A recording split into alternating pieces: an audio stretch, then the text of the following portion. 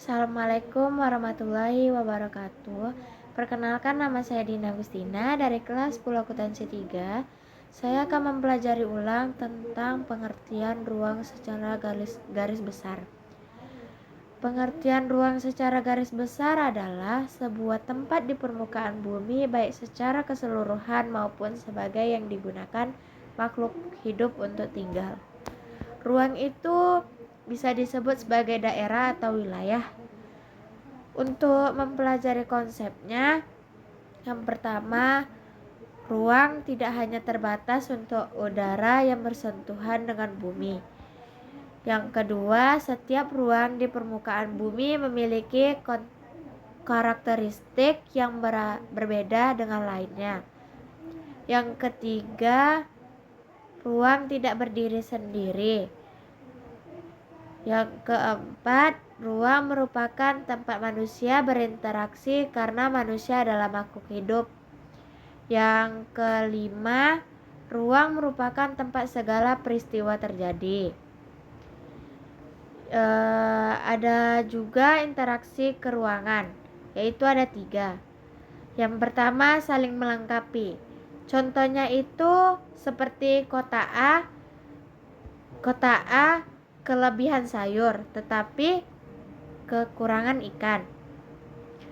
Kalau kota B memiliki sayur tetapi kekurangan ikan, maka untuk memenuhi kebutuhan mereka saling melengkapi kekurangan.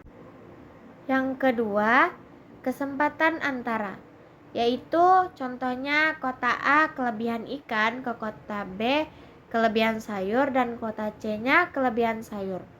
Biasanya kota A mencari ikan ke kota C, tetapi setelah dicek kembali ternyata jarak ke kota C itu jauh dibandingkan kota B, maka kota A memilih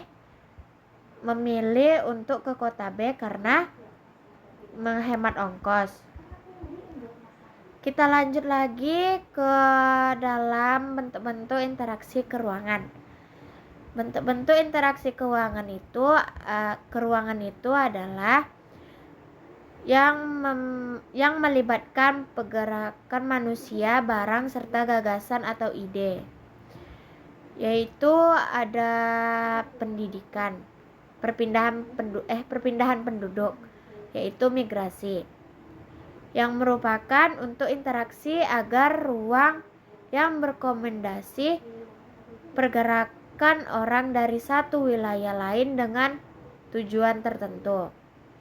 Migrasi ada berbagai macam, yaitu imigrasi, yaitu mobilitas orang dari luar negeri ke dalam negeri. Yang kedua, emigrasi, yaitu mobilitas orang dari dalam negeri ke luar negeri. Yang ketiga, urbanisasi, yaitu mobilitas penduduk dari desa ke kota yang bersifat permanen. Yang keempat,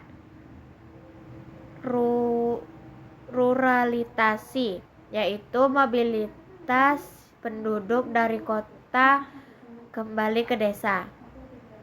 Transmigrasi, yaitu mobilitas penduduk antar pulau dalam suatu negara. Evakuasi, yaitu mobilitas penduduk karena adanya bencana alam. Sirkulasi, mobilitas penduduk yang bersifat sementara. Yang selanjutnya, komunitasi, yaitu mobilitas penduduk dari desa ke kota. Ada lagi tentang komunikasi, merupakan bentuk interaksi antar ruang yang melibatkan pertukaran ide atau gagasan, yaitu antaranya ada siaran televisi, streaming, website, dan marketplace. Lanjut lagi, ada juga transportasi. Transportasi itu merupakan transaksi antar ruang dalam pergerakan barang dan jasa dari daerah satu ke daerah lainnya. Contohnya, perdagangan internasional, ekspor dan impor. Yang keduanya, pengiriman komoditas, perdagangan melalui transportasi laut, darat, dan udara suatu daerah. Mungkin cukup sekian penjelasan saya kali ini. Kalau misalnya ada salah, saya mohon maaf. Assalamualaikum warahmatullahi wabarakatuh.